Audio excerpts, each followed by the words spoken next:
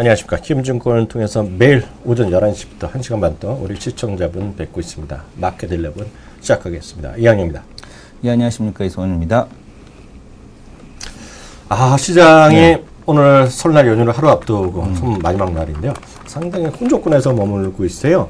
코스닥은 또 좀 잘 나간 듯하다 오늘 코스닥이 좀 밀리고 아침에는 코스닥이 셌거든요. 네. 지금은 반대죠. 코스닥이 조금 밀리고요. 뭐 그렇다고 코스피가 올라가는 건 아닌데요. 코스피가 좀 반등하는 것이 일단 시장의 특징이겠고요. 시장이 정말 뭐라 그러죠? 방향성을 찾는 것 자체가 상당히 좀 애매합니다. 특히 어찌되었건 코스닥에서는 뭐 전 딱 이런 거를 별로 좋아하지는 않지만 어찌되었건 시장을 지금 끌어가는 축은 이틀 연속 상한가 치면서 네. 대량 거래를 일으켰던 셀트리온이잖아요. 네네. 그래서 오늘 셀트리온 상한가가 깨졌죠. 예, 오늘 마이너스 가고 있습니다. 벌써 오늘 700만 주에 이거 뭐야? 687만 주니까 700만 주잖아요. 네. 이것 때문에 시장이 상당히 바이어스가 먹혀 있거든요, 지금. 네. 그래서 여하튼 시장이 지금 상당히 지금 어지러운 시장이 가고 있다라고 이해하셔야 되겠습니다. 조금 이따 자세한 이야기 하겠고요. 지금까지 있었던 오늘 아침의 흐름, 수급이나 이런 거 큰 한번 리뷰 좀 해주세요. 일단 뭐 핵심 이슈 자체는 일단 금리 동결. 이 이슈가 이제 가장 있다라고 보셔야 될 것 같고, 은행주는 뭐 금리 동결과 함께 더불어서 상승하는 모습 이해가 되고 있습니다. 다만 이제 건설주가 좀 강세입니다. 건설주 같은 경우 강세로 나타나고 있고요. 건설주가 강세라는 건 이완구 총리의 임명 때문인가요? 그게 무슨 상관이야? 네? 그러니까 건설주가 지금 강세에 가고 있는데 이유가 뭡니까? 농담반 진담만 해야 되면요. 저는 이렇게 네네. 보고 있어요. 저는 오늘 아침에 9시 시작하자마자 오늘 개장 포인트를 건설주로 봤거든요. 네. 근데 건설주면 좋다고 그러는 게 아니니까 오해하지 마시겠고요. 저는 이렇게 봅니다. 건설주랑 조선주, 화학주 다 똑같이 경기민감 대형주인데 제일 못 오른 게 그나마 건설주예요. 바닥에서부터. 왜냐면 건설주는 바닥에서 한 25% 올라갔잖아요. 네. 예, 그런데 보면은요, 나중에 보면 셀트리온이 어떻게 됐건 시장의 바이어스는 어떻게 막 끌고 가고 있는데 이해가 잘 안 되는 주식이 많거든요. 잘 모르는 것들. 확신을 갖고 안 된다 보면, 그 다음에 이제 새로운 어떤 먹거리를 찾는 거죠. 먹거리 찾으면, 이게 조선주도 좀 쉬어듣고, LG화학 같은 거 더 쭉 뻗지 못하고 좀 쉬고, 숨고르게 하다 보니까, 그러면 그나마 마음 편하게 먹힐 수 있는 것이 전혀 극과 극이라는 얘기죠. 셀트론의 그건 그래서 건설주라고 저는 봤거든요. 그렇다고 펀더멘탈은 아무 상관없고요. 수급 아무 상관없이 그냥 시장의 흐름이다. 라고 저는 이해를 했어요.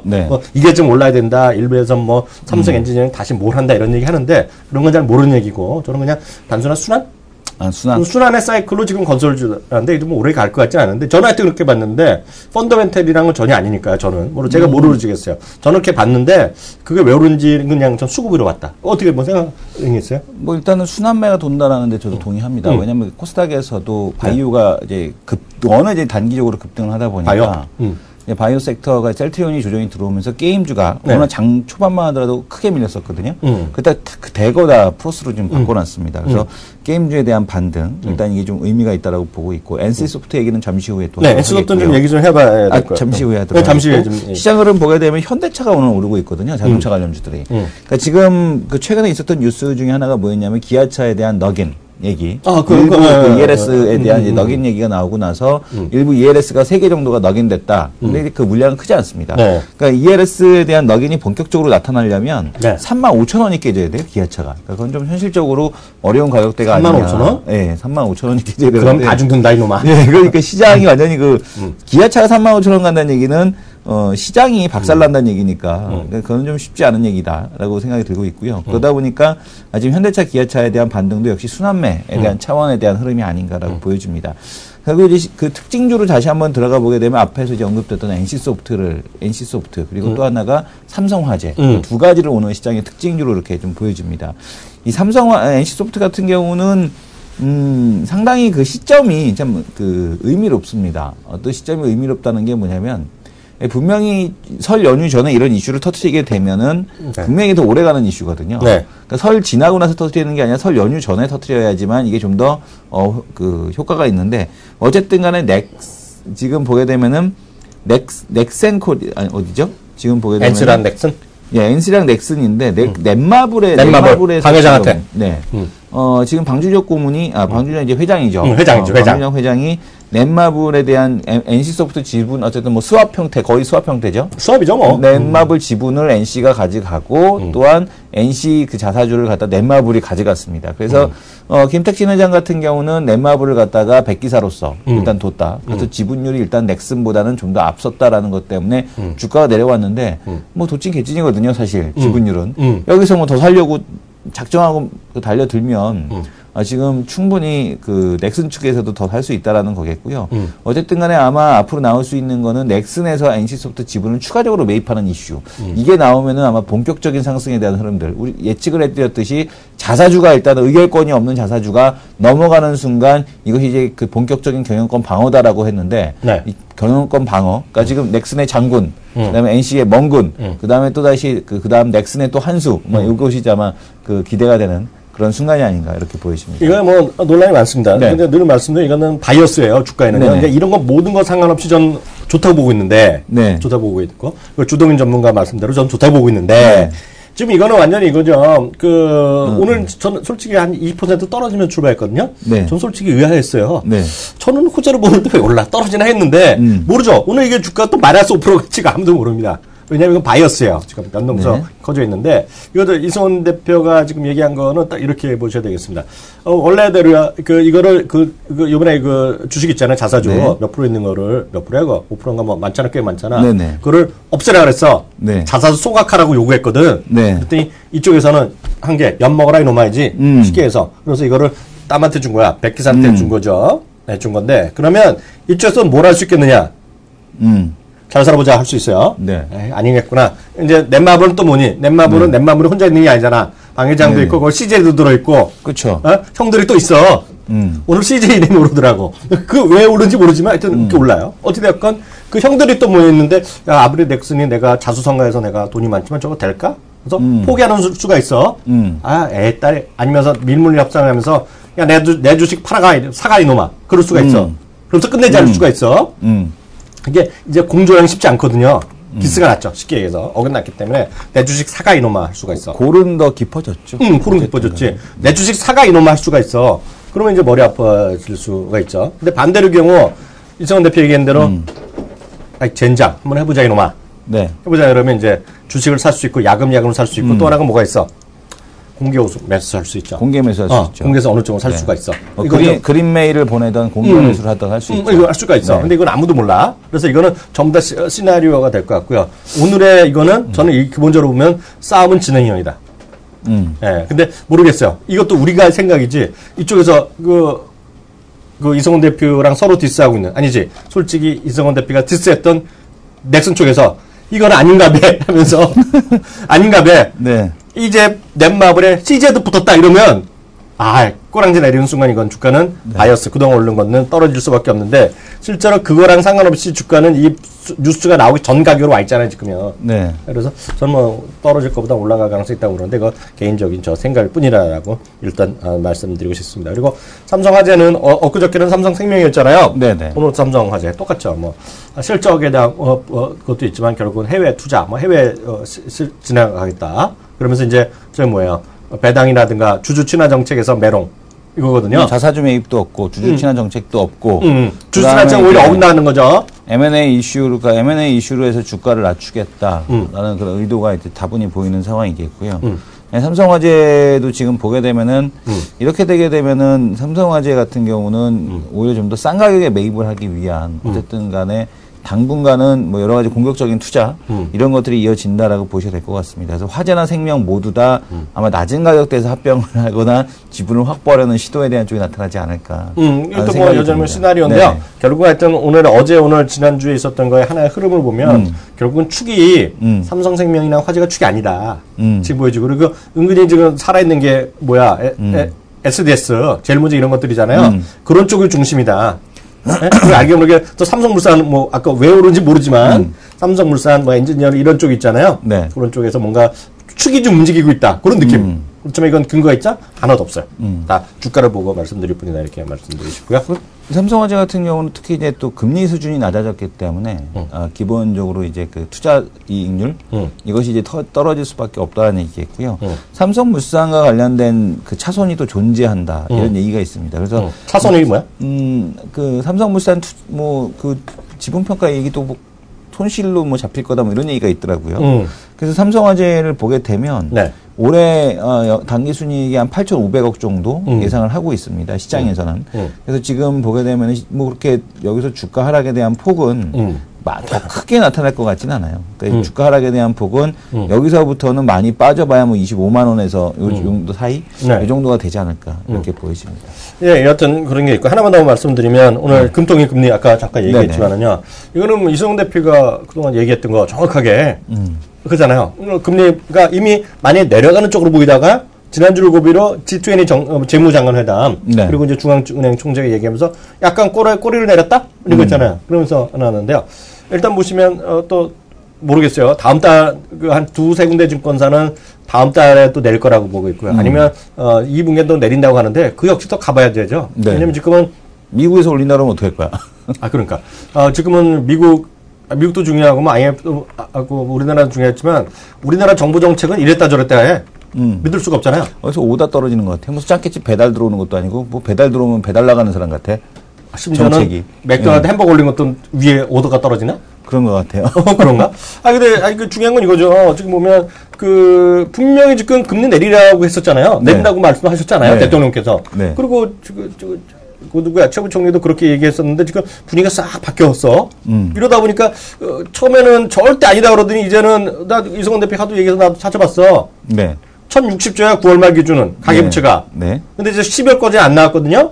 12월까지 하면 지금 그 전에 3분기에 40조가 늘어났다는 거거든요. 그러니까 지금은 더 늘어났을 거다. 그러면 이승훈 대표 한 대로 1,100조가 넘었을 거란 얘기. 사상 최고보다 가는 거고요.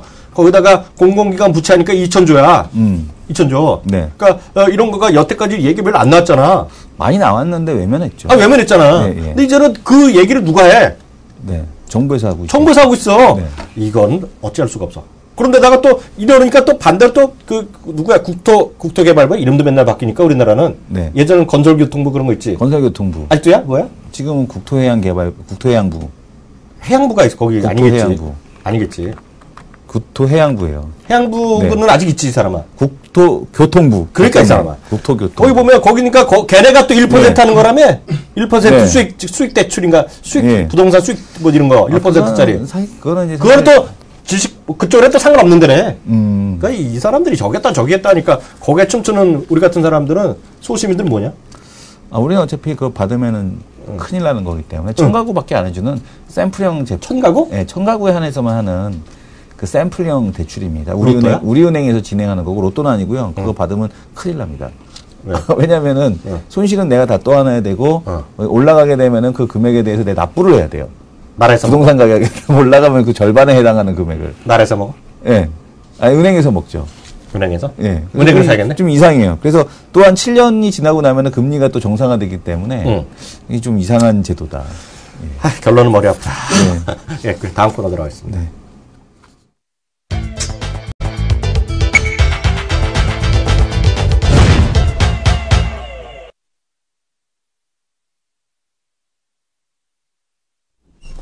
이슈 돌직구 시간인데요. 여기가 뭐 유가 얘기도 좀 해보고 일단 설 연휴 동안에 어떤 일정이 있는지 하나 둘씩 찾아보도록 하겠습니다. 브렌트유가 말이죠. 일단 61달러 넘어섰잖아요, 어저께요. 헤지 펀드가 또 북해산 브렌트유에 대한 배팅 들어갔다는 얘기하는데 그것도 어떤 얘기야? 일단 북해산 브렌트유에 대한 이 배팅에 대한 쪽이 급증을 했다라는 얘기가 나오고 있습니다. 그러니까 지금 글로벌 IB들이죠. 글로벌 IB들의 어떤 계속해서 유가가 더 빠질 거다라는 그런 얘기에도 불구하고 지금 보게 되면은 이건 뭐 크루드 오일이니까 뭐 브렌트유나 뭐 흐름은 비슷합니다. 브렌트유를 아예 볼까요? 브렌트유를 한번 볼 텐데 흐름은 뭐 비슷한데 지금 보게 되면은 뭐라 그럴까요? 오히려 유가는 빠지지를 않고 있죠. 유가가 빠지지를 않고 버티는 이런 모습들을 보여주고 있습니다. 특히 이제 브렌트유 같은 경우는 주간 단위로 보게 되면은 상당히 이제 월간으로 봤을 때 상당히 이제 높은 상승률에 대한 쪽을 기록을 하는 거를 지금 보여줄 수가 있었는데 최근에 보게 되면은 그런 유가가 좀 조정이 들어올 거다. 뭐 데드캣 바운스다라는 얘기에도 불구하고 어쨌든 간에 야금 잘 오르고 있습니다. 야금 오르고 있거든요. 근데 이제 요 IB들의 전망은 사실은 이제 트레이딩의 기반이고 네. 사실은 IB들의 저는 이 보고서를 별로 그렇게 신뢰를 안 해요. 저는 IB보다는 누구를 하냐면 코카콜라, 맥도날드 이런 애들이 내놓는 사업 전망, 경기 전망 보고서 특히 이제 월마트라든가 이런 쪽들 있잖아요. 그러니까 실전 필드에서 뛰는 애들이 말해주는 이야기를 이게 더 사실은 의미가 있는 거거든요. 근데 이제 이 지금 우리 오늘 저녁인가요? 오늘 저녁인데 그 브리티시 페트롤리엄 네. 여기서 에너지 전망 보고서를 내놓습니다. 네네. 근데 이제 아마 이 보고서가 네. 유가 왜냐면 얘네들 진짜 필드에서 뛰는 애들이잖아요. 네. 진짜로 그 사고 팔고 자기네 단가 다 알고 있고 하는 애들이 에너지 전망 보고서를 내놓는데 아마 여기서 이 전망 보고서가 유가의 흐름에 미치는 영향이 더 크지 않겠느냐 이렇게 보고 있습니다. 그래서 네. 여러분들이 연휴 중에 한번 챙겨봐야 되는 뉴스 중에 하나가 뭐냐면 이 브리티시 페트롤리엄 여기서 내놓는 에너지 전망 보고서 요 내용이 아마 뉴스로 아마 전해지면 아마 요거는 한번 체크해 보실 필요가 있지 않을까 이렇게 생각이 됩니다. 시장에 정말 변동성이 계속 커지고 있지 않습니까? 네네. 나름대로 종목대로 켜지고요. 지수 자체는 아직 혼조권이지만 코스닥적인 변동성이 매우 큰 아직은요. 우리가 이제 오늘까지 하고 나서 3일 동안 쉬잖아요. 미국은 또 오늘까지 쉬었단 말이죠. 네. 그래서 우리가 이제 우리가 쉬는 동안에 있었던 일정 한번 체크해봐야 되겠는데요. 그중에 우리 시장이 연휴 며칠만 하고 몇 가지만 좀 확인해보죠. 다른 일정은 얼마 없고요. 네. 앞에서도 말씀을 드린 것처럼 이제 오늘 내일 이제 중요한 일정들이 있습니다. 그러니까 뭐 가장 핵심은 이제 설 연휴 중에 가장 좋은 거는 이제 그 그리스 이슈가 타결되는 게 네. 가장 좋은 20일. 예, 소식이겠고. 네. 근데 그 20일이라고 한정을 지을 수는 없습니다. 왜냐하면 이제 20일이라고 데드라인을 그었지만 20일이라고 데드라인 그은 것도 이제 뭐 확실한 데드라인은 아니고. 네. 지금 2월 말까지가 이제 구제금융에 대한 그 종료일입니다. 이 구제금융 종료일인 다음 주까지도 지금 설 연휴를 지나서 다음 주까지도 이 이슈가 그리스 관련된 이슈가 지속이 될 수는 있다. 다만 이건 타결이 안 될 수 없는 상황이라는 거. 이거를 염두에 두실 필요는 있을 것 같습니다. 그러니까 아니면 그냥 끝나는 거지 뭐. 이거 정확하게 이해하셔야 되는 건 뭐냐면 그리스에 대한 최대 채권 국가는 독일입니다. 독일이죠. 그런데 독일이 가장 강하게 나가고 있다는 얘기고요. 돈을 받아야 될 입장에서 왜 자꾸 그리스가 이제 꼼수를 부리는 거죠. 그러니까 배째라는 거죠. 안 갚아보려고. 근데 그리스는 제조업 기반이 없는 나라이기 때문에 드라크마화를 부활시켜서 어떻게 나가서 이렇게 그 돈을 갚을 수 있는 능력이 없습니다.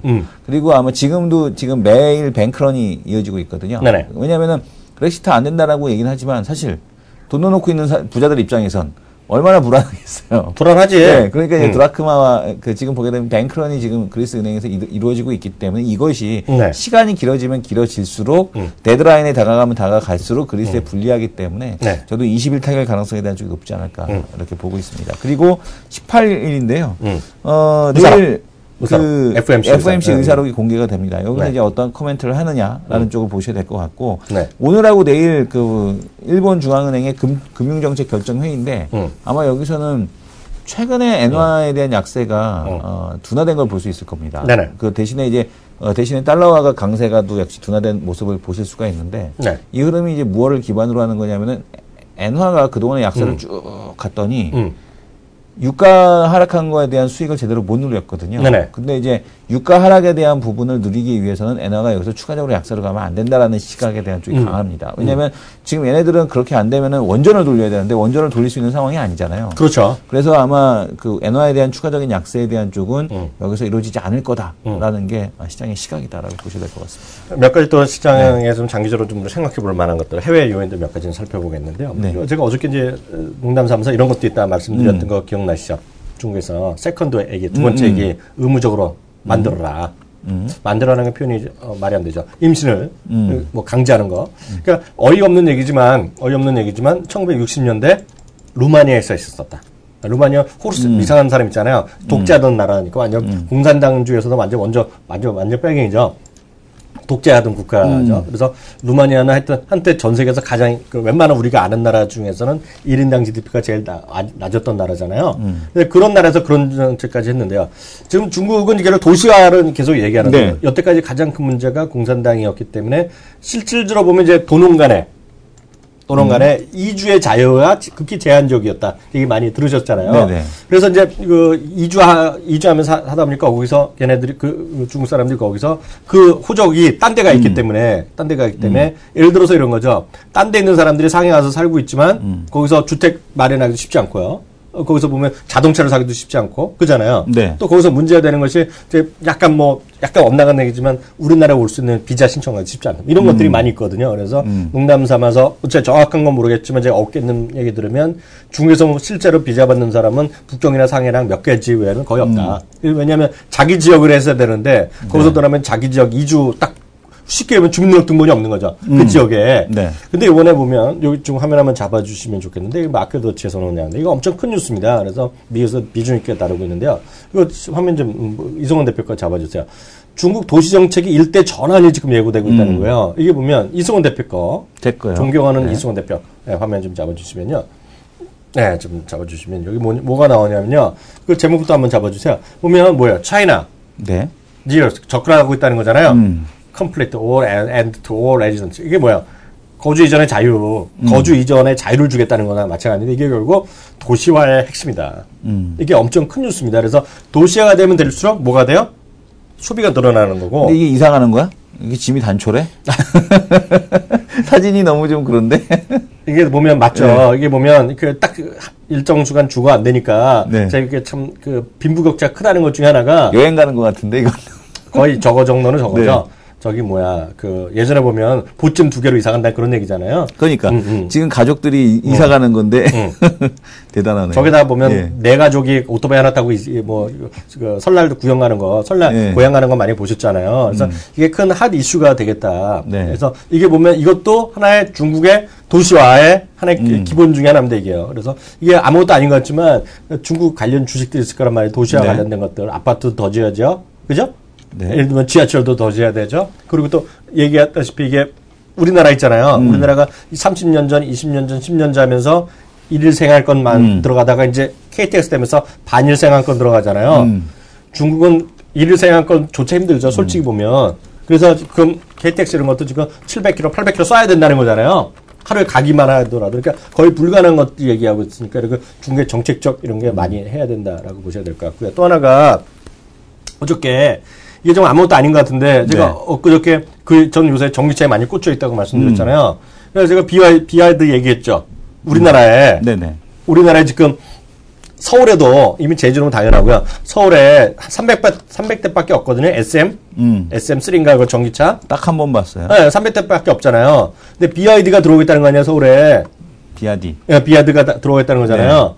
그리고 이제 미국이나 이런 데 많이 더 확산되다 보니까 어저께도 말씀드렸고 일본에는 주유소보다 예. 이것도 이성원 대표 화면 좀 잡아주세요. 주유소보다 충전 시설이 더 많다는 거잖아요. 네네. 그러다 보니까 비아드 얘기 많이 나오니까 이건 비아드가 어저께 주가 10% 올랐어요. 어제 10%. 예. 워렌 버핏이 투자한 전기차 배터리 회사죠. 예, 오늘에 벌써 오늘도 오르나? 오늘 좀 볼까요? 오늘은 리얼타임인지 모르겠는데 제가 키우면서 어떻게 나오는지 모르는데 오늘도 한 7% 오르는 것 같네. 네. 네, 비아드가요. 그래서 보면 하여튼 전기차란 거에 대해서 전기차가 그게 무슨 늘 말씀드리지만 우리나라에서 안 보이는 거는 중요하지 않다. 장기적으로 보면 그게 LG화학이 됐건 뭐가 됐건 뭐 관련 주식이 됐건 그게 경량화가 됐건 뭐가 됐건 간에 하여튼 이거죠. 늘 말씀드리지만 같은 새로운 흐름. 그래서 전기차 관련된 거 우리 시청자분들 좀 보시는 게 좋지 않냐라는 생각 갖고 있습니다. 근데 딱 이 비아드가 이번에 올라가는 포인트가 테슬라랑 애플 얘기 나오고요. 그리고 우리나라에 들어가는 거 그리고 확산되고 있는 거 지금 하나 이슈입니다. 지금이요. 비아드나 이런 것들이. 그래서 우리는 잘 모르지만 왜냐면 제조나 도서 지역에 좀 자주 보지만 서울에 있는 분들 이성훈 대표 300대 중에 하나 본 거고 네. 저는 이제 가끔 저희 동네에 BMW 매장에 있어서 슬쩍 지나가요. 네. i3가 거기 있거든요. 네네. 사고 싶지. 돈이 없어서 못 사지. 근데 그런 거 보잖아요. 근데 길에서 다니는 거 많이 못 봤잖아. 한국에서는요. 저는 이제 테슬라를 많이 봤거든요. 출장 갈 때마다. 근데 하여튼 그런 것들. 비아디가 주가가 급락을 했었네요. 많이 빠졌었죠. 그때 그때 비아디가 이때 무슨 이슈가 하나 있었죠? 몰라 나. 지금 잠깐 화면을 비아디를 잡아주게 되면 이때 아마 비아디에 대해서 뭐 생각한다는 건 하여튼 무슨 이슈가 있어갖고 급락을 했었는데 지금 그 부분을 지금 회복하고 있는 그런 상황이라고 보셔야 될 것 같습니다. 아마 이때 루머를 아마 찾아보시면 아마 뉴스가 있었을 거예요. 뭐 있겠지. 네. 그래서 그런 것도 하여튼 계속 말씀드리지만 우리는 잘 모르고 우리는 잘 안 보지만 이성원 대표 얘기했던 건 무선 충전. 무선 충전도 보면 이거잖아요. 전 이미 다 써봤지만 보면 이제 삼성에서 하다 보니까 어떤 애가 또 기사에서 잘못 써갖고 세계 최초 뭐 이런 썼다가 주로 쓱 했잖아. 거기서 자세히 봤더니 거기 나오는 거야. 무선 충전의 요래 모듈이 어떤 거냐면 뭐 방식을 하면서 구글 레퍼런스 폰의 거랑 똑같이 쓴다 이거거든. 그게 봤죠. 그게 제가 쓰던 세계 최초야. 그걸 이제 막 하다 보니까 뭐 그렇게 했는지 모르겠지만 저 같은 사람이 웃기지만 그게 보면 넥서스 것도 마찬가지죠. 넥서스 전 5를 썼고, 그죠? 그리고 넥서스 7도 썼기 때문에 무선 충전이라는 거 알잖아요. 근데 보면 그걸 쓰는 사람이 별로 없었잖아요, 대한민국에. 넥서스 5 몇 대나 팔렸어. 뭐 한 5, 6만 대 팔리고 끝났겠지. 근데 보면 삼성이라 쓰면 이제 삼성에 많이 깔릴 거 아닙니까, 지금 그러면? 그럼 무선 충전 관련된 거 그게 모듈이 됐건 심지어는 거기 그 충전기를 파는 놈이 됐건 뭐가 됐건 간에 그런 것들 관련주가 올라가겠죠. 그죠? 그래서 그런 것들 하여튼 우리가 지금 안 보인다고 무시할 게 아니라 안 보인다고 무시할 게 아니라 이렇게 시각을 좀 넓게 하는 것도 필요하다. 이렇게 하겠고요. 다음 코너 들어가겠습니다.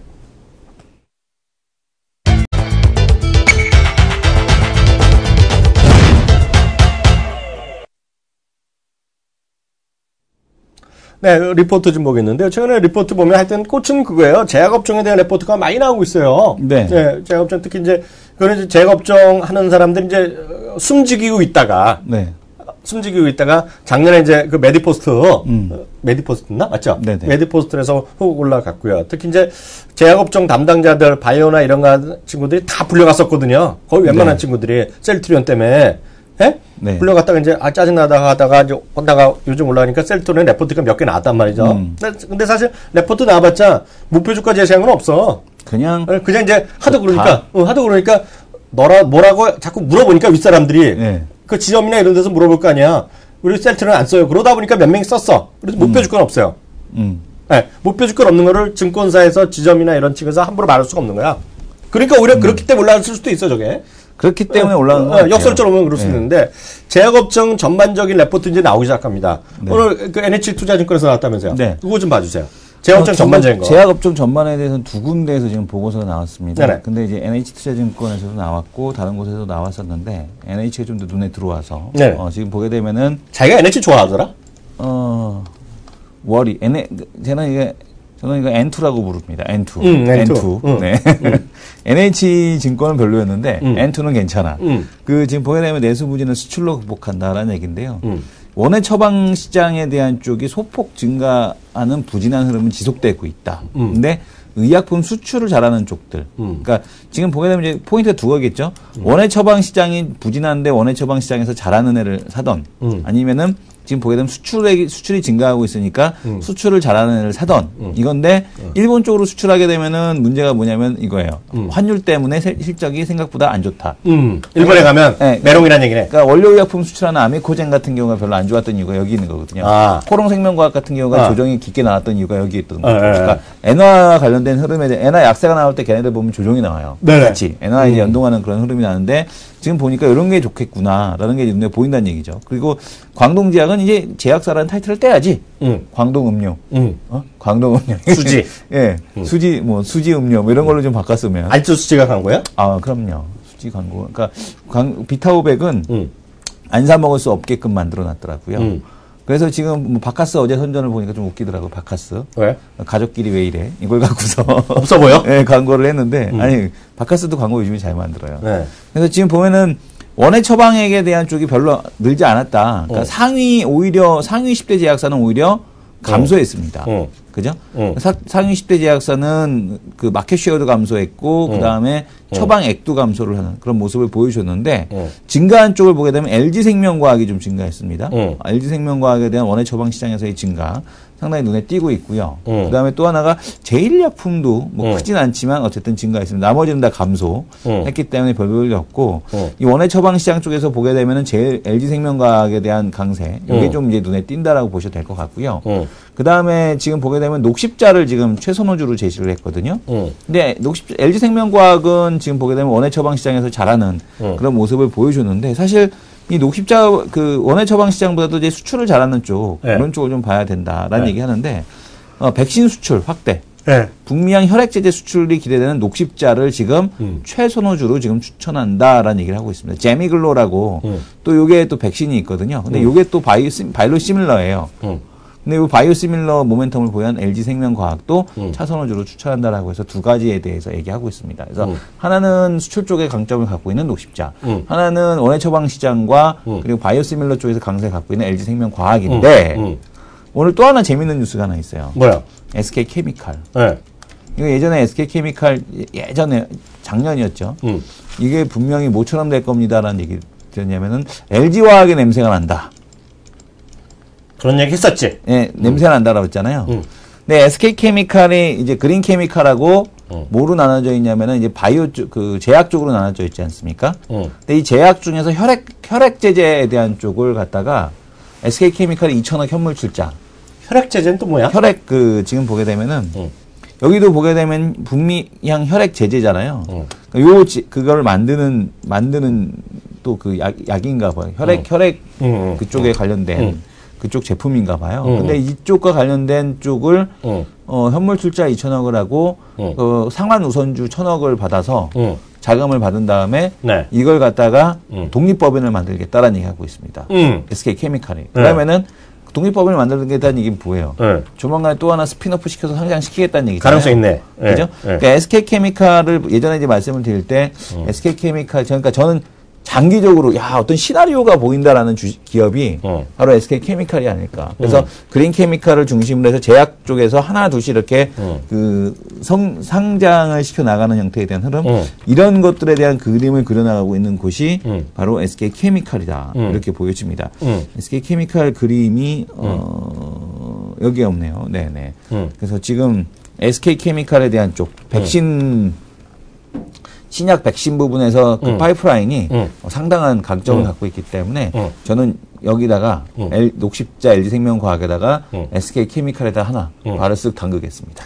저는 그러면 갑자기 제가 간단히 준비해봤는데요. 그런 거 사실 바이오나 헬스케어가 어렵잖아요. 네네. 저도 이제 이성 대표 보러 작년 10월부터 야 미국에서 냄새가 나니 바이오 좀 공부해 좀 해야 된다고 여러 번 얘기했잖아요. 네네. 근데 얘기했는데 그래봤자 제가 또 못 알아들으니 근데 요즘 하나 찾았어.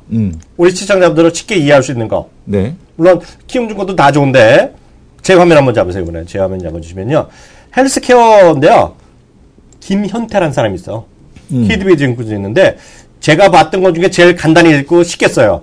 매주 쓰네. 이 양반이 김현태 제목이요. 김현태의 헬스케어 위클리 브리핑이라는 게 있어. 여기 보면 그 금주 뭐 미국 우리나라 다 있고요.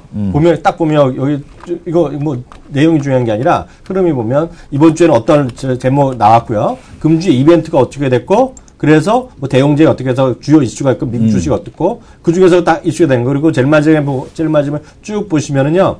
그래서 이거 리스트까지 또 다 나와. 그래서 주요 헬스케어, 바이오 및 바이오까지 다 나오는 거야, 여기. 바이오시밀러까지 해서 헬스케어 주목까지 해서 일목요연에 딱 있어. 이거 다 보는데 5분이면 봐요. 그래서 우리 시청자분들이 관심 있으시면 바이오나 헬스케어 있으시면 관심 있으면요. 김현태 헬스케어라고 치면 나옵니다. 김현태의 헬스케어라고 검색하면 웬만한데 그거 조금만 노력하면 찾을 수 있을 거예요. 매진하고 되게 이게 웬만한 바이오나 이런 것들이 단점이 뭐냐면 어렵잖아요. 네. 어렵고 내용도 모르잖니. 복잡하잖아. 근데 이거는 상당히 쉬운 말로 써놨어. 그리고 가독성이 높아요. 가독성이 높다는 건 쉽게 해서 2학년이도 봐도 이해한다. 이렇게 보시면 돼요. 저는 가독성이 어려우면 안 보거든요. 일단 그림 많으면. 근데 이거 제가 좀 중요한 정보입니다, 이거. 그래서 김현태 헬스케어가 매주 나오고 있으니 이걸 보시면 도움이 될 것 같아요.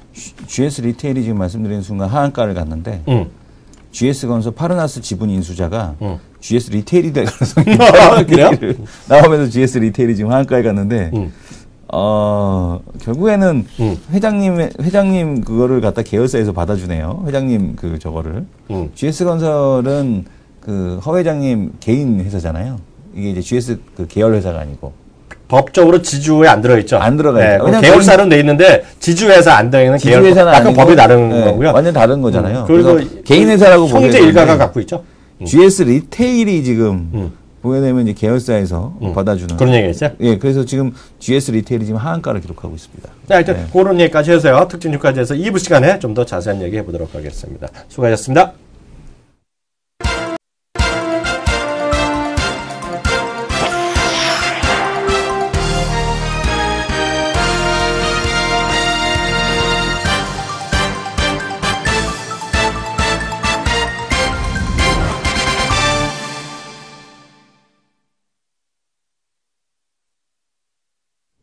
네, 마켓11 2부 시작하겠습니다.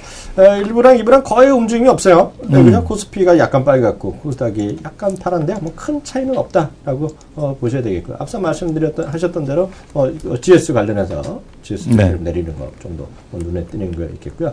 삼성물산, 삼성엔지니어링, GS건설, 현대건설 좀 살아있다라고 보셔야 되겠습니다.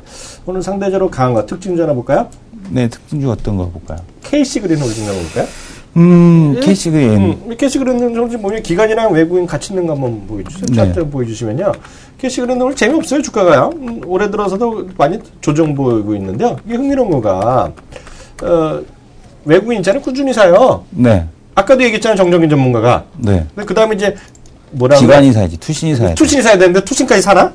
투신은 계속 팔고 있습니다. 아, 그럼 안 돼, 아직은. 아직 안 된다는 것도. 그러니까 지금 보면은 이제, 요런 구간인데, 외국인은 지금, 요런 정도 사는 거는 무지하게 많아요. 뭐야? 이 정도 사는 거는 무지하게 많다. 뭐냐면 한 3개월 사는데 주가는 안 가고 이렇게 조정 들어오는 구간. 요런 구간에서 계속 사거든요, 외국인은. 외국인은 사는데 이게 이제 6개월, 이거는 이제 큰 종목은 아니니까, 그렇게 오랫동안 작업이 시간이 필요할 것 같지는 않은데, 그러니까 외국인 입장에서는 뭐 한 3, 4개월이면 충분히 살 수 있는 그런 게 아닌가라고 보여집니다. 그래서 외국인 살 때, 그러니까 보면은 주가는 누가 살 때 움직이냐면 외국인이 그 정정균 전문가가 얘기한 대로 외국인이 사놓고 나서 이렇게 기관이 살 때. 근데 왜 저게 색깔이 파래? 밑에 3개나 있는 거야? 이평선이야 뭐야? 아, 이거 위에 있는 건 이평선이고요. 밑에 있는 건 저겁니다. 외국인과 기관. 밑에 있는 칸. 아니, 거래량이 3개잖아. 선이 뭐가 3개예요?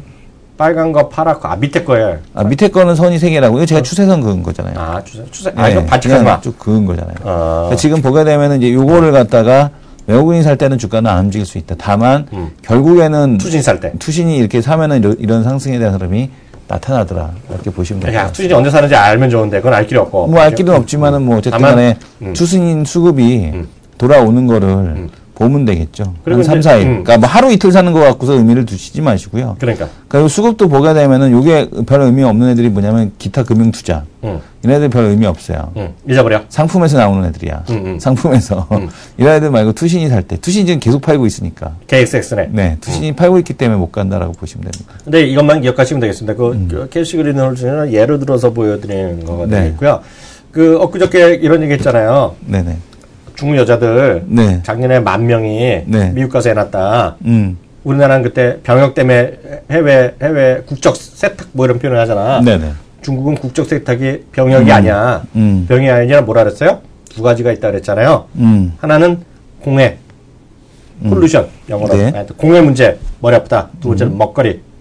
예? 네. 그러니까 그것이 2개가 바로 지금 중국에서 엄청나게 애쓰고 있는 거죠. 특히 공해 문제. 네. 그래서 이거 시도 때도 없이 얘기가 많이 나온다는 거예요. 중국에서 공해 문제 해결 이런 거, 자연 친화 정책 이런 것들. 그러니까 그런 것들에 대한 이슈가 계속 있을 수 있다라는 거 좀 참고해서 우리 시청자분들 장기적으로 보는 분들 보셔야 될 것 같고요. 또 하나 보는 거, 3위각기 보겠습니다. 3위각기. 네. 3위각기도 앞서 말씀드렸다시피 도시화 이런 거, 그리고 소비 확대 이런 거거든요. 이것도 꾸준하게 외국인이 사요. 그죠? 네. 주가 쉬고 있어. 그러잖아요. 네. 화장품 나면 항상 3위각기가 올라갔다는 또 경험이 있어, 우리가 또. 그잖아요. 네. 그래서 이게 뭐 계속 올라갈지 어떨지 모르겠지만 이거랑 또 중국의 소비와 관련된 거. 네네. 근데 보시면 이렇게 보셔야죠. 지금 요새 더 오르는 거요. 중국 사람이 와서 사는 게 올랐어. 까놓고 중국 사람이 와서 3위각기 피하러 사는 애 없을 거 아니니. 주문할 수 있어. 그렇지만 사가는 거 아니잖아. 그러니까 그게 왜 그러냐면은 그 지금 1월 달에 네. 그 외국인 지금 출입국 동향 1월 입국자 수 동향을 보게 되면 네. 출국자 수는 전년 동월 대비해서 25%가 증가했습니다. 네네. 출국자 수. 네. 근데 이 입국자 수는 중국인 입국자 수가 네. 지금 보게 되면은 32% 네. 증가, 네. 일본인 입국자 수는 19% 감소하는 네. 모습을 보여줬습니다. 그래서 네. 중국인 그 입국자 수가 훨씬 더 많이 네. 증가를 하고 있다라고 네. 보셔야 될 것 같고 네. 이 입국자 수 자체가 마켓 그 비중으로 놓고 보면은 이미 43%, 일본인은 15% 정도 수준으로 떨어졌다. 작년 같은 경우만 하더라도 35%, 20%였거든요. 근데 이제 요 수준이 이제 더 떨어졌죠. 그리고 이제 오히려 일본하고 중국을 합치게 되면은 작년마다도 55%였는데 올해는 뭐 거의 60% 가까이 지금 일본인과 중국인이 차지하고 있다라고 보시면 됩니다. 네. 그래서 네. 계속 말씀드리지만 이제 1월 말부터 2월까지는 춘절에서 오는 사람 얘기했잖아. 네. 와갖고 직접 화장품 사는 사람들 때문에 올랐잖아. 근데 이게 그 얘기잖아요. 중산이 많이 오는데 많이 와서 3위가 피아노를 여기서 사는 거 아니잖아요. 살 수 없지. 아니 주문할 수 있어. 거기서 어떻게 하면 처리를 할 수 있겠죠. 다 왜 안 되는 게 어떻게 되지만 그게 아니라는 거죠. 피아노는 거기서 현재 살 거 아니니. 상식적으로 봐서 물론 여기서 주문할 수 있어. 그렇지만 그렇기 때문에 하여튼 화장품 이거 다 같은 흐름이다. 같은 관점이라는 걸 좀 우리 시청자분들 이해하시고 좀 좀 대응하시면 좋을 것 같고요. 그러니까 지금 보면은 이제 요우커가 누구냐라고 봤더니 빠링하우. 그죠? 빠링하우. 우리 발음 배웠었는데. 요우커죠. 빠링하우. 예. 지금 보면은 이제 한국의 쇼핑을 점령한 요우커가 누구냐 이제 빠링하우 80년대생 역시 이성원 대표. 중국인들이 이제 점령을 하고 있다라고 보셔야 될 것 같고요. 지금 보게 되면은 그 춘절 기간 방문하는 요우커의 60%가 빠링하우입니다. 60%가 이제 그 80년대생 그때 이고 그중에 재밌는 거는 20%가 주링하우. 그 다음에 이 한국으로 여행하는 여행객 중에 70%가 여성입니다.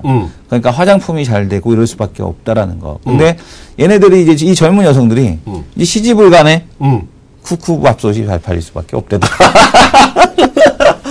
지금 보게 되면 오늘 그 여러분들 오프 더 레코드로 잠깐 우리 최지혜 캐스터가 저도 하지 말고 그거 보시면 될 것 같고요. 이성 대표 잘 한번 보세요. 그 시청자분들 잘 보셔야 되는데요. 네네. 이게 재미나는 게 그 빠링하우가 얘기 났잖아요. 빠링하우가 뭐냐면 80이에요. 80년에 영자였고 연대였고 하우는 이제 후예요. 후 애프터의 후자거든요. 그러니까 빠링하우 그다음에 주링은 주링 해갖고 이제 90년대 이후인데요. 빠링하우라는 거가 왜 어떤 개념이냐면요. 등소평 이후예요. 등소평 이후의 세대를 보시면 돼요. 그 전에 뭐냐? 그 전은 문화혁명이에요. 문화혁명은 뭐냐? 문화혁명은 서양 문물을 완전히 파괴하는 거예요. 그 시대의 특징이에요. 예? 그래서 보면 서양 악기 다 깨부신 게 문화혁명이에요. 그러니까 그 이후 등소평 세대다. 그 등소평은 뭐예요? 개혁과 개방의 세대잖아요. 그 빠링하우는 뭐랑 똑같아요? 식스 포켓이에요. 식스 포켓. 식스 포켓을 알잖아요. 6개의 주머니를 타고 났어. 뭐야? 자기 혼자잖아요. 네. 엄마 아빠가 열심히 돈 벌어. 내 돈이야. 엄마 아빠의 엄마 아빠 있죠. 그러니까 하나가 내려면 엄마 아빠. 거기는 대부분이 그게 없어. 고모가 없어. 이모 이런 사람이 없는 거야. 혼자기 때문에. 거기도 위에 있었기 때문에 친할머니 이런 사람이 만들어서 식스 포켓을 쓴 애들이 빠링하우야. 여기서 이제 답이 들어갑니다. 식스 포켓이 결혼을 하잖아. 그럼 포켓이 몇 개로 늘어나지 않아? 몇 개로 늘어나? 14 포켓이죠. 왜냐 기존에 6명에다가 자기 부모가 또 있잖아. 돌아가실 거 아니에요, 위에. 돌아가시지만 중국 사람이 요새 또 고령하잖아. 네. 고령하잖아요. 네. 그러니까 12개까지 14개의 돈을 받는 거야. 그러니까 수업비는 엄청 나는 거죠. 그게 예를 들어서 해드릴게요. 뭐면 명품 퀴즈 얘기 많이 하잖아요. 네네. 명품 퀴즈. 저는 이제 그런 세대가 완전히 다 끝났으니까. 이성대 백이 뭐 비싼 거 사줘? 잘 안 사줘요. 비싼 거 안 사주는데, 네. 보면 바바리나 크리스찬 디올 뭐 이런 거 있잖아요. 네네. 이런 거 보면 다 명품 그 코너에 닦아 있어요. 애들 것도 있어. 요즘에- 심지어는 말도 안 되는 그 강아지 바바리 50만원짜리도 있거든. 그러니까 요즘에 그 여자애들은 버버리나 이런 데서 또 그 책가방 초등학생 안 사주면 또 여자애들은 또 저거 위축될까봐 또 그렇게 브랜드 사준다 그러더라고요. 그래서 제가 드린 말씀이 키즈 명품이 따로 있는데 크리스찬 키즈 디올 라인이 있잖아요. 따로 있죠, 원래. 크리스찬 디올 있잖아요. 그게 맞는 게 디올 베이비야. 네, 키즈 라인이라고 해서 라인이 봐봐. 따로 있어요. 디올 베이비인데요. 이게 2001년인가 처음 생겼거든요. 파리에서 프랑스에 생겼는데요. 아시아에 최초에 들어온 게 상해요. 2011년에 들어갔거든요. 7개 전용 매장. 다른 나라에 없어. 일본에 없어. 제가 알기에는요. 우리나라에 있는지 우리나라에 없을 거야 아마. 디올 베이비라는 라인이요. 매장이 따로 있어. 매장 따로는 없을 거예요. 모르겠어 나는. 매장 내에 있겠지. 매장 내에 있을지 모르겠지만 중국은 전용 매장이 있어. 7개. 네? 그게 바로 소비다. 그리고 파링하우가 모여서 만든 거가 14포켓이 있다. 내 얘기가 아니야. 고령 연랩이 안 될 수도 있지. 그렇지만 이게 고령화사의 핵심이다. 무슨 얘기인지 아시겠죠? 그래서 네. 그거에 대한 소비에 주목해서 그런 관점에서도 뭐 아가방이나 또 뭐지 보령이 이런 것들 있잖아. 그게 말이 안 되는 게 아니다. 오로라나 삼성출판사 뭐 그것도 이런 게, 예, 그런 쪽이 더 최근에 흐름이 더 좋더라고요. 맞죠. 그럼 다 말이 된다는 얘기죠. 예, 예. 그래서 콘텐츠도 팔고 그러면 되니까, 뭐 책도 팔면 되니까. 그래서 그런 거를 시청자분들을 계속해서 일단 시청자들 관심 갖고 보시는 게 맞다라는 생각을 갖고 있습니다. 다음 코너로 들어가겠습니다.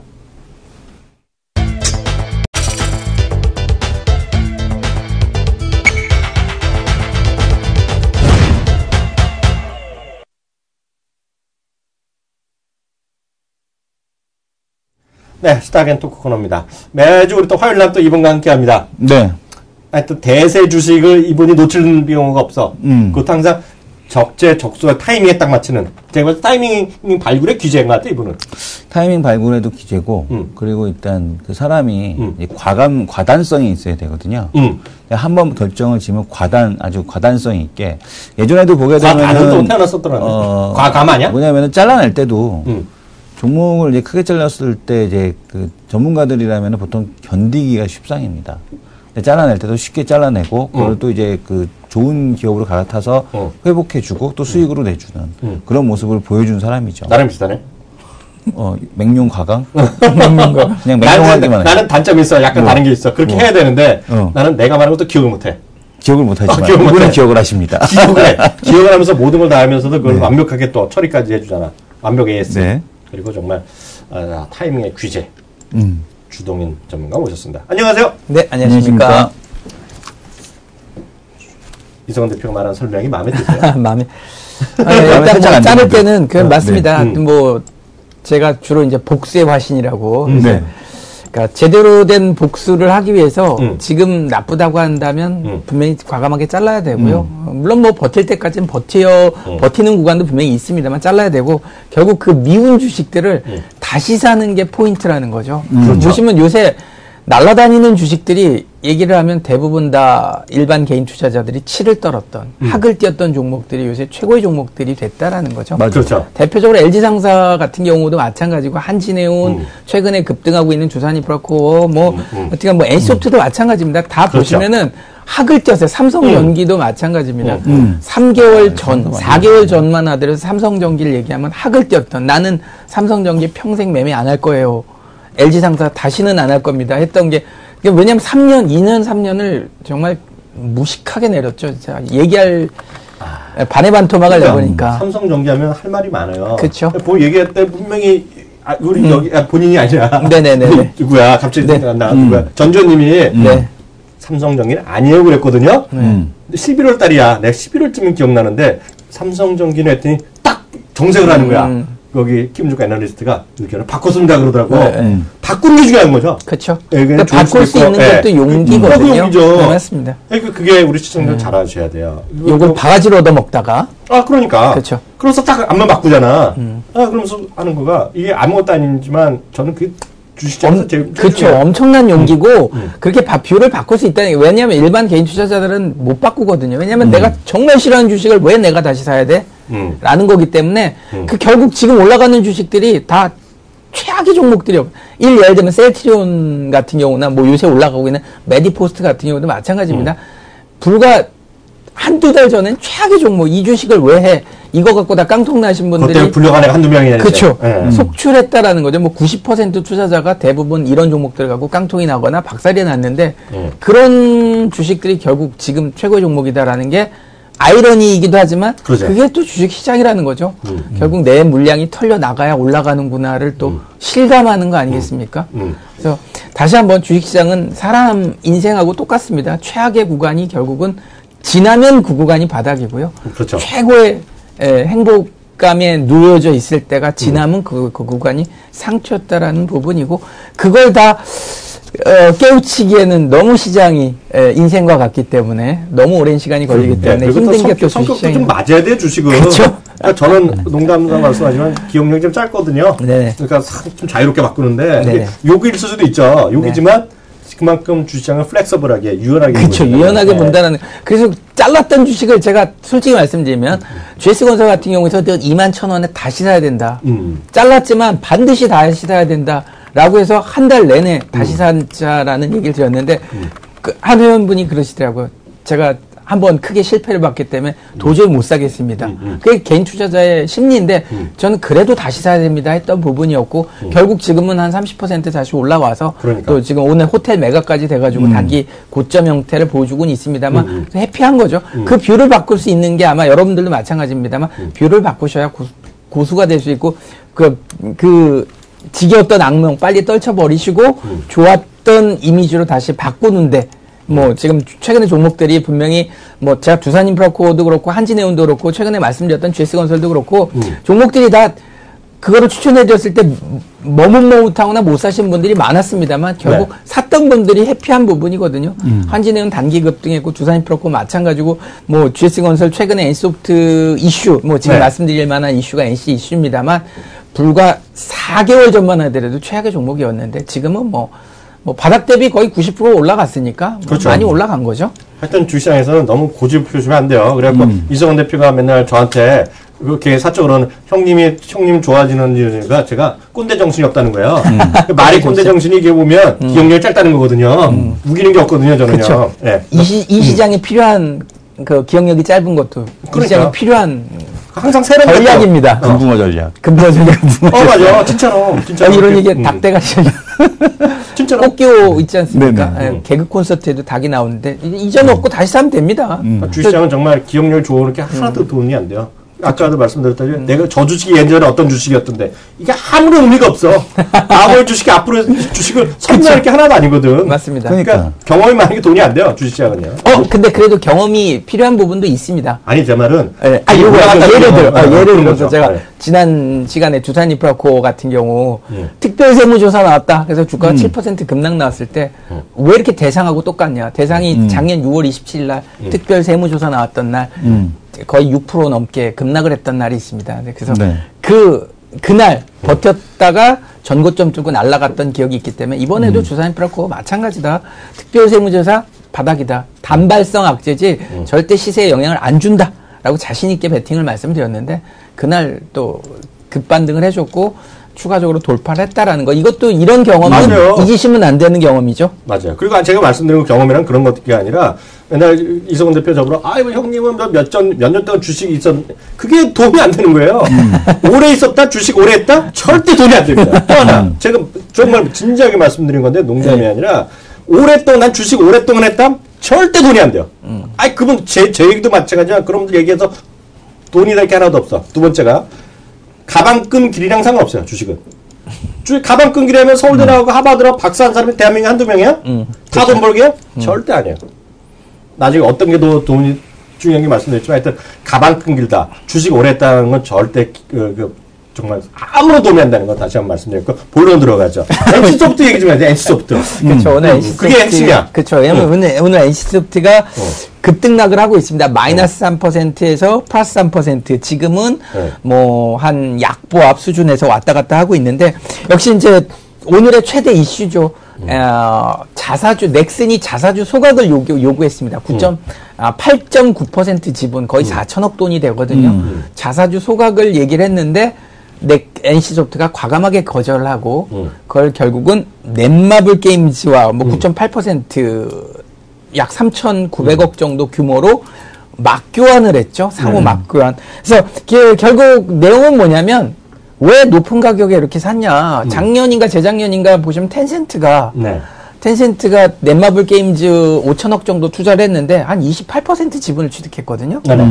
그래서 넷마블 게임즈 투자했다고 해서 CJENM이 급등한 적이 있습니다. 그렇죠. 작년인지 재작년인지 28% 지분을 5천억에 투자를 했는데 지금 보면은 NC소프트는 4천억이라는 돈을 들여서 겨우 9.8%를 인수를 했는데 오늘 뭐 CFO 그 윤재수 CFO가 CFO니까 이제 파이낸셜 오피서니까 이제 재무이사죠.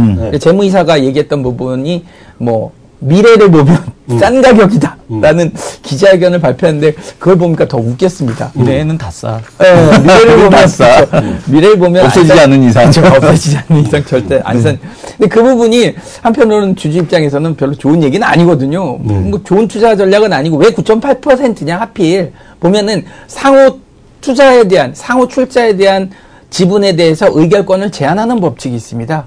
이게 왜 생겼냐면 예를 들면 뭐 현대차, 기아차가 있으면 서로 지분 각자 사주고 의결권이 있으면 서로 돈 투자해서 그렇죠. 대주주는 소액주 예를 들면 이거 뭐 이건희 회장도 마찬가지, 정몽구 회장도 마찬가지지만 지분 조금만 갖고 있고 서로 지분 맞교환해서 의결권 행사하면 소액주주가 낄 틈이 없는 겁니다. 그렇죠. 그래서 상호 출자 자산 규모 사실 5조 원 이상에 되는 규모의 회사들은 상호 출자 금액 지분 10% 이상은 의결하지 못하게끔 제한하는 부분이라 그래서 아마 9.8% 지분을 그러니까 의결권을 행사할 수 있는 수준까지 해서 막교환하지 않았느냐. 단기 악재죠. 4천억이라는 돈을 왜 그 지원했느냐, 거기다 막교환했느냐라는 부분하고 비싸게 샀다라는 그런 논란. 근데 보면 김택진 대표가 이런 얘기를 하면 될지 모르겠지만 약간 급했던 게 아닌가 싶다는 근데 현금이 거죠. 나간 건 없잖아요. 그렇죠, NC 뭐. 입장에선. 그렇죠. 어차피 주식 수합을 한 거기 때문에 현금이 나간 건 없잖아요. 비싸게 물론 수합을 해줬을 뿐이지. 그렇죠. 비싸게 수합해줬을 뿐인데 이제 약간 그 야구단 때도 그랬고 지금 이것도 뭐 과감한 왜냐면 이게 보면 또 텐센트하고 교감이 있었을 것이다. 넷마블의 또 2대 주주가 또 텐센트니까 텐센트, CJ, 넷마블 게임즈, 뭐 NC소프트가 교감이 있었을 것이다. 근데 웃긴 건 뭐냐면 넥슨이 NC의 현재 실질적인 최대 주주라는 거죠. 근데 넥슨의 최대 주주하고 교감이 없는 상태에서 이쪽 투자에 대해서 교감을 했다라는 것 자체가 역시 넥슨 쪽에서는 이대로 그러니까 그러니까 뭐랄까 맘대로 하쇼죠. 5지분 우리는 확보했으니까 넥슨 니네 맘대로 하쇼라는 그런 느낌으로 받아들여지는 분위기라 넥슨의 향후 전략은 지금 갖고 있는 지분을 포기하든지 아니면 진짜 말 그대로 뭐 지분을 더 살 돈은 없다라고 한다면 이거 갖고 끝까지 괴롭히든지라는 거죠. 그래서 현대 엘리베이터가 쉰들러가 과거에도 적대적 M&A 갖고 계속 싸웠던 부분이 거의 10년 가까이 싸웠던 걸 감안하면 이 싸움도 장기간의 싸움이 될 수도 있다라는 걸 참고 말씀드리고 근데 어쨌든 싶습니다. 간에 보드 진행 한 명 들어오게 해준다면서요. 뭐 그거는 이제 넥슨 이사 한 명 오케이 해줄게라고 발표해놓고 뒤통수 탁 때린 거 아니에요? 그렇죠. 아싸, 넥슨이 이러면서. 약간 그죠? 부글부글 끓는 부분이 있지 않을까. 그래도 명색이 최대 주주로 있는데 그런 관점에서 본다라고 한다면 이쪽 그 지분 투자할 때는 그쪽 대주주하고 지분 교감을 하면서 정작 자기 최대 주주하고는 교감이 없다라는 것 자체는 현재 NC소프트의 약간 아이러니지 않을까. 김정규 회장님 절 보내주세요. NC를 뒤집어 놓겠습니다. 어찌됐든 이 싸움이 다시 한번 말씀드리지만 끝날 때까지 끝난 게 아닌 싸움이고 과거의 전례를 봤을 때 뭐 단칼에 끝나거나 그럴 가능성보다는 분명히 오랫동안 싸움이 지속될 가능성이 분명히 크다라는 점에서 뭐 단기적으로 12만 2천 원 바닥 찍고 23만 원까지 다이렉트로 올라갔던 주식이라 뭐 거의 90% 넘게 급등한 걸 감안하면 분명히 쉴 때는 됐어요. 쉴 때는 됐는데 이거를 1차 파동으로 보면 올 하반기 뭐 리니지 이터널, 모바일 불서, 뭐 길드워 뭐 업데이트하는 부분 그리고 내년에 출시하는 신작까지 해가지고 큰 사이클로 봤을 때 저는 뭐 아직도 늦지 않았다라는 관점에서 NC소프트를 바라봐줬으면 좋겠습니다. 라고 이 넥슨이 NC를 업어간 게 25만 원인가요? 그렇죠. 25만 원. 5만 원이죠. 그러면 여전히 25만 원 밑에서는 NC로서는 추가적인 매입을 할 여력이 있겠네요. 뭐 그런 관점에서 물타기, 가능한데 이제 그게 이제 뉴스가 나온 게 넥슨에서 그 NC소프트 투자했던 지분 자체를 은행 담보대출을 전액 받았다. 그래서 자금 여력이 없지 않느냐 이런 얘기를 했던 부분이 있어서 글쎄요 그 넥슨이 과연 추가 지분을 하면서 돈을 끌어올 수 있느냐 넥슨도 보니까 실적이 그렇게 썩 좋지 않더라고요. 작년에 4,400억인가 벌었던 부분인데 실적은 하락 추이로 봐서 넥슨 김정주 회장도 약간은 뭐 뭐랄까 넥슨 재팬 주주들한테 약간은 뭐 뭐랄까 이렇게 좀 푸시를 받는 그런 분위기인 것 같습니다. 하여튼 이렇게 보시면 되겠죠. 이게 하여튼 우리나라는 별로 이런 일이 별로 없는데요. 이게 그게 뭐 여러 가지 적대적 이런 거 같은 게 이게 별로 없는데 이 싸움이 아마 미국에서 일어났으면요 엄청난 먹거리입니다. 서로 전 세계에서 정말 제일 똑똑하다는 그 월가의 변호사들 다 달라붙어 있는 거고요. 네. 수많은 작전 그리고 음모 이런 거 있잖아요. 거기다가 사기, 친구 간의 배신, 막장 드라마의 끝을 보여주는 거죠 지금 이게. 그렇죠. 막장 드라마. 미드나 영화 이렇게 좋아하시는 분 알 거예요. 딱 이게 엄청 플라시 딱 주제예요. 네. 여기 뭐 친구와의 우정 날라가고 거기다 뭐 여자도 관계 끼고 그래서 막 만드는 거죠 막. 천송이 친구 끼고. 그러다 보면 네, 이제 영화까지 되면 여기 갑자기 네. 그 폭력 사태 나오고 살인까지 나오고 이러는 거죠. 그쵸. 근데 우리는 그런 나라가 아니니까 우리나라는 모르겠죠. 주청꾼 나오고 깡패 나오고. 아 그러니까 우리가 뭐 앞으로도 노이즈는 상당히 있을 수밖에 네. 없지만 장기적으로 보면 주동인님의 의견 다시 한번 확인할 수 있어 보이고요. 하나만 더 간단하게 시간이 다 됐는데요. 오늘 GS건설 이제 이거 넘어간다면 그 파나마스 네네네. 얘기도 네네. 있고요. 한진 얘기했는데 기존의 흐름이 정배열로 바뀌면서 이런 거잖아요. 네네. 타이밍. 이런 그동안 얘기했던 거 간단하게 AS? GS건설이 드디어 이제 그동안 왜 올라갔느냐. 그리고 며칠 전에 계속 외국인들 어제까지도 외국인 쇼커버가 들어왔더라고요.